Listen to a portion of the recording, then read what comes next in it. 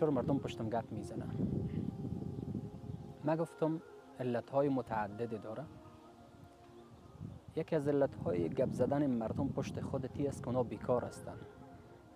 دیگه علتش است که شما اگر مفید باشین اونا شما را تحمل کرده نمیتونه.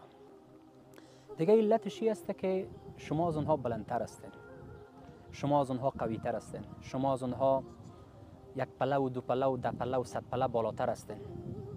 یکی از علتهایش است که در علت خوشم میشه او کسی که پشتت گپ میزنه او اعتراف به این کرده که تو زو خوب هستی، از او خاطر پشتت گپ میزنه. دیگه علتش است که اونا از عینک دودی خودشان شما رو میبینه. وقتی که عینک دودی به چشم داشته باشه شما رو سیاه میبینه، دودی میبینه، فکر میکنه که کل دنیا سیاه هست، کل مردم سیاه هست، در حالی که او باید عینک خود تبدیل بکنه. این علتهایش بود.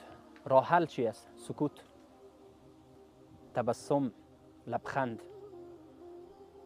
مردم که پشتان گپ زد سکوت کنن، این بزرگترین درد به اونها هست.